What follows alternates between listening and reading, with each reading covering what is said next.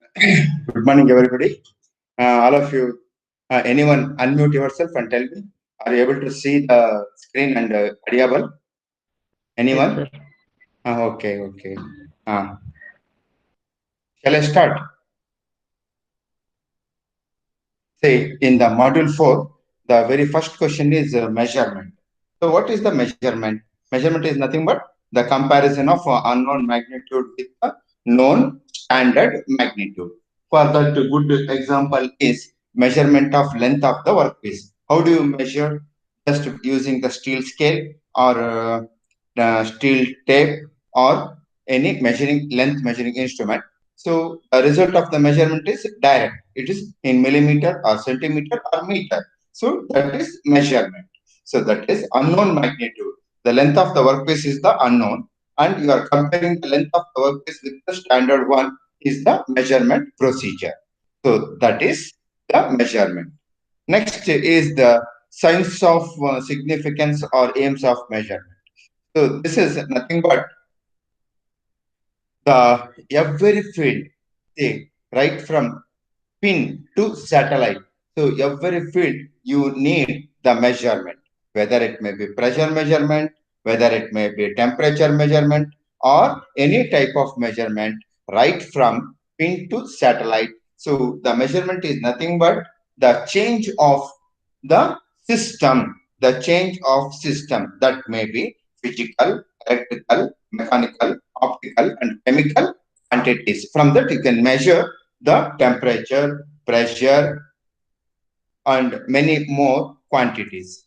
Next, come to the point. There will be two types of mechanical measurements. I told you earlier. Please, all of you keep 200 pages king size notebook.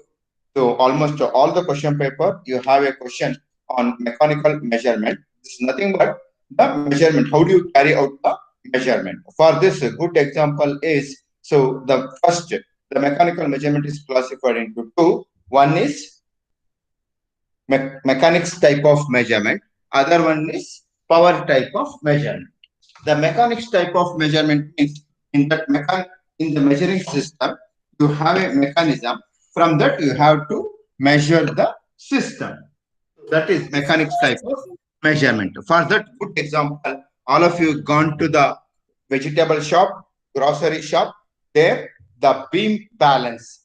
Bring the beam balance to read zero. That is called null balance. So there you have the beam balance, the oscillation of the beam. You have to bring it to the static condition. That is, the beam should be 180 degree so that the need to read zero. That is the measurement.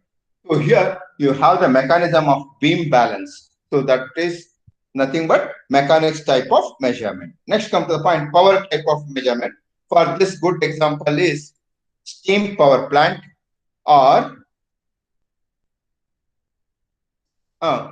again, in the mechanics type of measurement, there will be again which is classified into three: empirical method, rational method, and experimental method. In the empirical method, this is sometimes proved to be wrong because the empirical method is completely based on intuition. In Kannada, we call it as uhisodu. So, uhisodu is that is nothing but intuition. So the intuition is sometimes that is wrong. So for that reason, the rational method. So rational method is completely based on well-established scientific laws and rules and relationship. For this, a good example is the speed of the ball. V equal to U plus AT. You have to calculate the velocity of the ball by considering U and AT, acceleration, time, and the initial speed. Next, come to the point, the power type of measurement. So before that, one more method, experimental method. So this is the method we are using in metrology lab, machine shop, design lab, thermal lab, all the laboratories in the standard institutions we are using experimental because this is based on trial and error. So this is very important. Trial and error means so you adjust the parameters to get the required quantity of measurement, that is trial and error. Experimental method is based on trial and error method. Next, come to the point. The power type of measurement. For this, good example is the steam power plant or nuclear power plant. Say the engineer or the scientist will not go to the power plant, that's the steam engine or boiler, for adjusting the flow of steam, temperature of the steam, the flow of coolant, and the speed of the turbine. He will not adjust on the machine itself. The control unit, it is away from the plant, which may be 100 meters or 200 meters away from the plant. From that point, they control all the parameters such as flow of coolant, temperature of the steam, pressure of the steam, and turbine speed. They control everything away from the system. So here, the translation is present. That is power type of measurement. The simple example is measurement of resistance by using multimeter. Say in that multimeter, you have to insert two batteries, 1.5 volts AA configuration, two batteries. From that, the instrument is energized. From that, you can measure the resistance of the system. And one more thing, very good example is the speedometer of your two-wheeler. Say the rotation of the wheel is converted into the rotation of the flexible cable by Warm wheel. Then that speed of the rotation of the flexible cable is again converted into the speed of the vehicle in kilometers per hour. So here you have three translations. So here also you require the power. So for this, a good example is digital odometer or digital speedometer. Nowadays, in all the two-wheelers or four-wheelers, they are powered with power type of measurement of speed of the vehicle. So these three are very good example for power type of measurement. Next, come to the point, fundamental method of measurement. So this is also very, very important for mechanical engineers. Fundamental method. So what is fundamental? The name itself indicates fundamental, basic. That is, the fundamental method of measurement is classified into two. One is a direct measurement, that is direct method. Second one, indirect measurement or indirect method. In the direct method, as I told you earlier, the measurement of length, measurement of time, measurement of pressure.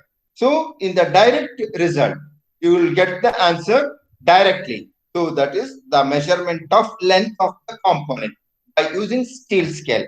That is, one end of the steel scale is coincides with the one end of the workpiece, other end is coincides with the end of the workpiece. From that, you can measure length of the workpiece. The result is in units, that may be in millimeter or centimeter or meters. So that is a direct measurement. So indirect measurement, as I told you, the measurement of resistance by using multimeter, the measurement of current by using multimeter, and very, very important, the speed of the engine, speed of the motor. How do you measure? For that, the instrument is available, that is called tachometer. So you have to use the tachometer. Nowadays, digital tachometers are available. So that is, when you press the plunger or knob of the tachometer into the end of the shaft, then the plunger starts to running with the same speed of the motor or engine. In the display, you will get the speed in RPM, revolutions per minute. So that you can measure by using tachometer. Here you have three translations. One, rotation of the shaft is converted into rotation of the plunger of the tachometer. That converts that rotation into voltage signal. That voltage signal is converted into digital signal. That digital signal is displayed on the screen display, which gives you the answer RPM, revolutions per minute. So in the indirect method, there will be more than one translation is present. For that reason, this is called indirect measurement or indirect method. Next, come to the point, definition of calibration. See, all of you have What is the meaning of calibration? Say, nowadays,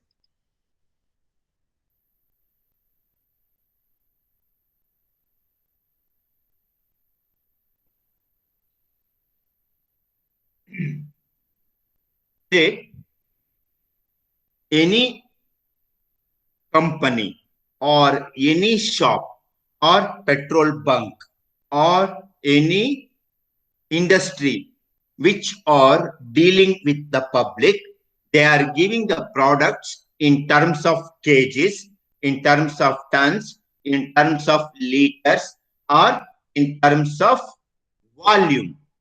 They have some instruments. So that they have to calibrate once in a year or twice in a year or once in a 2 years. They have to calibrate with the standard organization. Say we have multimeter, vernier caliper, vernier height gauge, vernier depth gauge, micrometers, and many more instruments are available in the metrology lab. If you continuously use for 5 years, 10 years, or 15 years, or 20 years, what will happen? There may be wear and tear. Remember, there may be a wear and tear in the linkages or in the mechanism or in the spring or in the screw thread used in the instrument. So for that, good example is, say, for example, calibration of micrometer. How do you carry out the experiment, calibration of micrometer? So for that, we have slip gauges. Say, in the very first chapter, we studied the slip gauges. The slip gauge is nothing but the width is 10 millimeter, length is 30 millimeter, and the thickness is the dimension. Thickness is the dimension.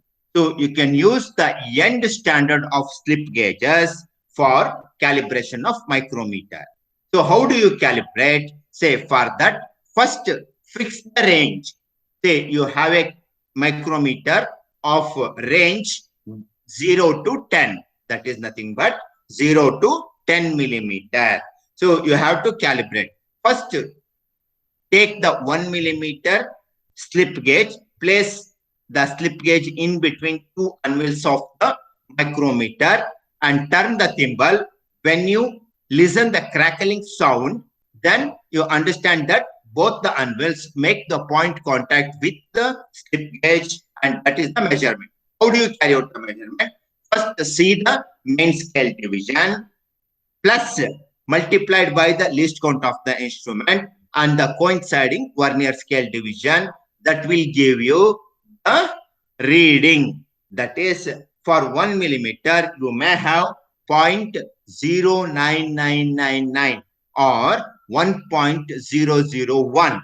So the 1.001 and the 0.999, whether it may be negative or whether it may be positive, that is called error. That is called error. If you deduct the measured value from the basic value, you will get the answer. That is the error. That may be positive, that may be negative. That error you have to remove. You have to avoid. So in the same way, conduct the experiment for 2 millimeter, 3 millimeter, and up to 10 millimeter and see the result. You will not get exactly 1, 2, 3, 4, 5 like this. Whether there may be 0.009 or even less value or more value, that is called error. The rectifying or removing the error and calibrating the instrument with the standard one. The definition of the calibration is compare the measuring instrument with the standard instrument. So for that reason, say for example, in metrology lab, we have standard instruments like micrometer, vernier caliper, vernier height gauge, vernier depth gauge, slip gauges, sign center, sign bar, like that. We have lot of instruments for calibration of measuring instrument. Say in the micrometer which is used in machine shop, after continuously using for 10 years, there may be error in the measurement. That you have to rectify, bring it to that micrometer to the metrology lab, compare with the standard slip gauges and conduct the experiment and see that there may be no error, then the instrument may be correct. The calibration may be carried out in two stages, that may be in static condition or in dynamic condition. So calibration of engine or calibration of pump, calibration of motor.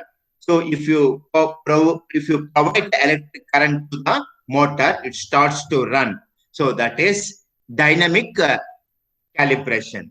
So once you switch off the current and conduct the experiment on the motor, that is static calibration. So when it is running, system is running, if you carry out the calibration, that is called dynamic calibration. When the system is in off position, if you conduct the test, then it is called static calibration. There will be two types of calibrations. One is the static calibration, other one is dynamic calibration. Next, come to the point, sensitivity, sensitive. Say, many of you, very sensitive to the cold, sensitive to the sunlight. So that is sensitivity. Then the sum of the instrument are very sensitive to the temperature conditions, whether it may be very high temperature or whether it may be very low temperature. For that, you can conduct the experiment input versus output. That is calibration. Conduct the calibration of the instrument, conduct the experiment. For this good example, the calibration curve. All of you observe here with the cursor. Say 0, the answer is 0. If you provide the input 1 millimeter to the micrometer, you must get 1 millimeter only. But in the actual case, in the practical case, you will not get 1 millimeter. You get to 0.999 or 1.001 like that. That is delta QI and delta QO. This is the calibration curve used for calibrating the instrument. So how do you plot the calibration curve? That's very easy. And plot the input in x-axis and plot the output in y-axis and draw the curve. For input, you must get the output. According to that, draw the curve.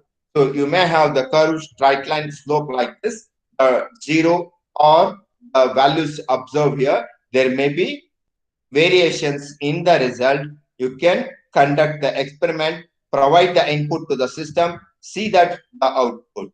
So that is the calibration output. Say that sensitivity equal to limit delta tends to 0. What's the meaning of this? If you provide the 0 value, you must get 0. Limit delta tends to 0. Delta output, that is delta QO, QI for all the values of I. So if you provide the values, for example, if you conduct the calibration of micrometer of the range 1 to 10, for all the values, you must get output. Place the input value in the denomination and output in the numerator. So from this, you will get the sensitivity of the instrument. So if the instrument is very sensitive, then you will get the accurate result.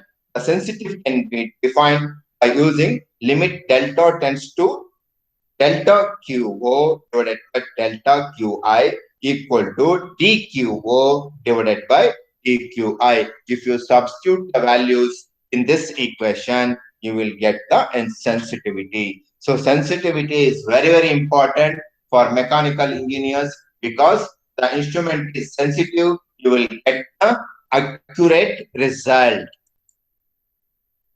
Next, come to the point.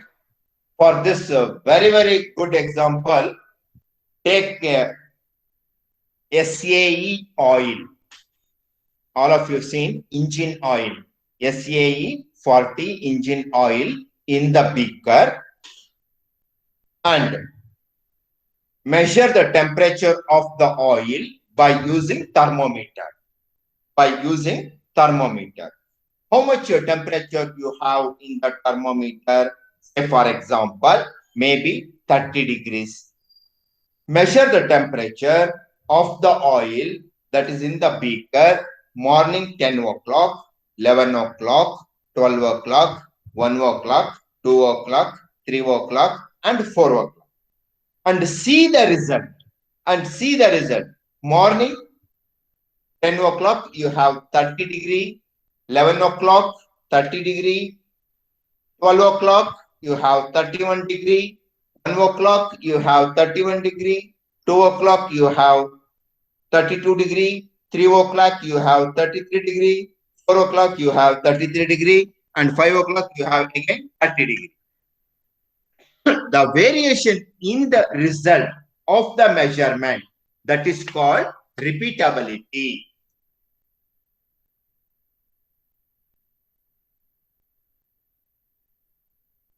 All of you observe here, draw the curve, input versus output, and measure the temperature of the oil at 10 o'clock to 5 o'clock. The variation in the result, that is called repeatability error.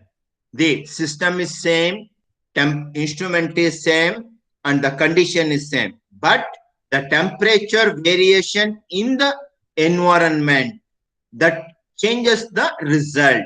That is called repeatability. The dots which you observe here, that is called scatter deviation from the result. Deviation from the result. Draw the curve, input versus output, and see the dots observed here. That is the result. One condition you have in your mind: how to avoid or how to remove a repeatability error. So for that, note down the reading from morning 10 o'clock to 5 o'clock. Say you have 10 readings or 8 readings. If you divide or if you take the average of the reading, suppose you have 8 readings divided by 8, that will give you the answer. You can remove repeatability error by using average. By using average method, from that you can avoid the repeatability error. Next, come to the point: hysteresis or threshold resolution. Threshold resolution. Now you have laboratory, basic material testing lab. There you have to conduct tension test, compression test, shear test, and many more experiments you have to conduct. Say once the specimen is pulled in the opposite direction, that is called tension test. When the specimen is compressed, load the specimen in the opposite direction, then it is called compression. Say if you plot the values, input versus output, you will get the curve like this. Say all of you observe here, this is very, very important. Load the specimen in tension in universal testing machine, plot the values, input versus output, you will get the curve. At this point, say two conditions arises, remember, in your lifetime, that is elastic limit and the plastic limit.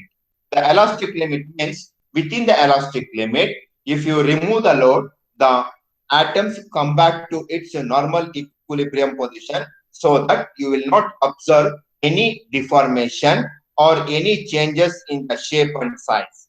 Suppose if you continue the loading of the specimen after the elastic limit, you have the permanent deformation in the component or in the specimen. You observe the change in the shape, size, and dimensions of the component. That's called plastic deformation. The difference between elastic deformation and the plastic deformation is, in the elastic deformation, in the elastic limit, the atoms are come back to its normal equilibrium position, so that you will not observe any changes in the dimension, size, shape. Say, load the specimen in tension and plot the values input versus output, you will get the curve. At this point, change the loading of the specimen.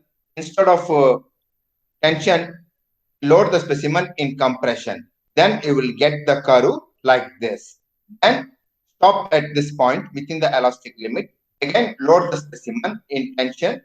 Then plot the values input versus output. You will get the curve that will come and contact with this point. This is called hysteresis or threshold resolution. This is very, very important for manufacturing of utensils. All of you seen the aluminum, copper, brass utensils. That is all ductile metals. You have to apply the load alternatively, once in tension, second time in compression, so that the deformation in tension, so that you have the shape of the tumbler or shape of the drum that are provided by using the concept hysteresis, that is called mechanical deformation or threshold resolution. In turn, it is called hysteresis. The hysteresis have the serious consequences in metal deformation or sheet metal deformation. Now, all of you, please write your name and USN in the chat box. In the chat box.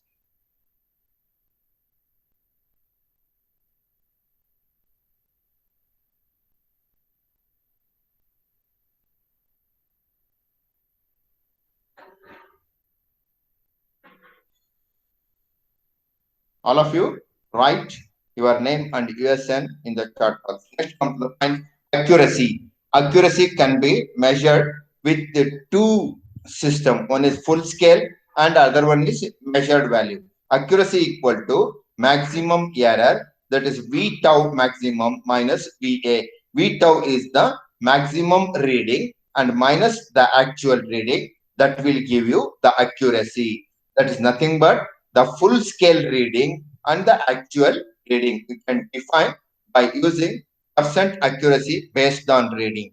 That is V tau minus VA into 100 divided by VA.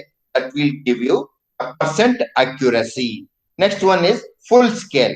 The V tau maximum reading minus the actual reading divided by full scale reading multiplied by 100, that also give you the percent accuracy. So this is very, very important for measurement of measuring instrument. So one is based on reading, other one is, next one is full scale reading. That's the actual reading and the full scale reading. Next comes the point, precision. See, all of you say the clock showroom. Clock showroom.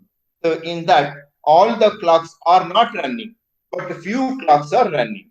Say, first, for example, if you set the time 9:20, 9:20, 9 o'clock, 20 minutes. So the result is accurate or precision twice in the day. That is morning 9:20 a.m. and the night 9:20 p.m. So the reading is precise one, that is 9:20. The reading is precise twice a day. That is nothing but, if you get the answer precise one, that is called the degree of agreement between the repeated results. That's the measurement of with the small random error. That is, you may have the little bit of change in the time of few clocks which are giving 9:21 or 9:19. So that is the small random error, that is known as precision. For this, good example is clock showroom, where the clocks are set 9:20. The precise result is available in the morning 9:20 a.m. and in the night 9:20 p.m. Next, come to the point. So this much is enough for this class. Next class, I will start new concept transducer. Now, please, all of you, write down the question. Write down the question.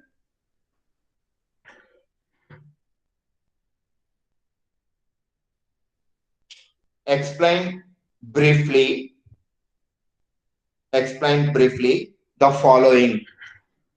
Explain briefly the following. Write down subdivision number 1.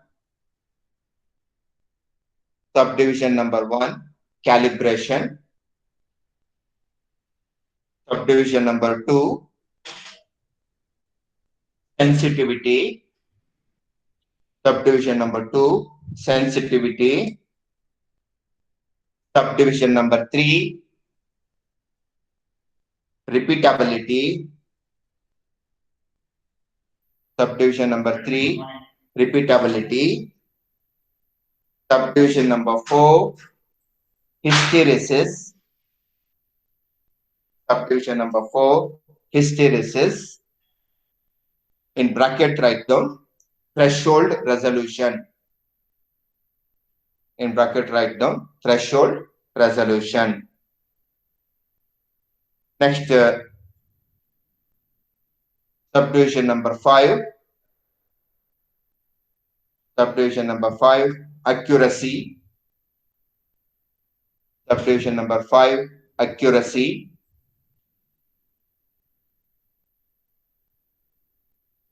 Next, subdivision number 6, precision. Subdivision number 6, precision. So in the examination, you may have the question like this. Explain the following. You may have 3 or 4 definition, whether it may be calibration, precision, accuracy, hysteresis, like that. You may have 4 or you may have 6 also. So each question, each definition carries 2 marks. So this is very, very important. All of you mark very, very important. You can expect this question this time. Almost all the question paper, we have a question on the definition of calibration, sensitivity, repeatability, hysteresis, accuracy, precision.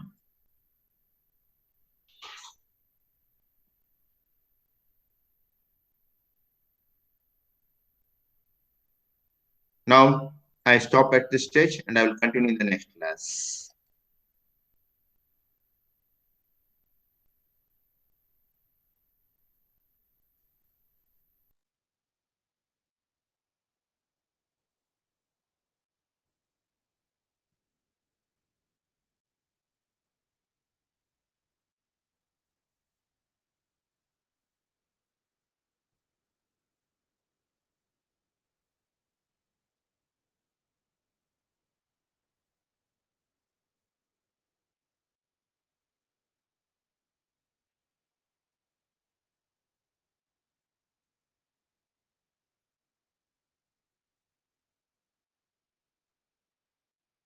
Now, our reservation has accurately finished this class at 9. Yeah. And that you were very precise. See, I am speaking in terms of methodology. Yeah. And it was very accurate. Accurate.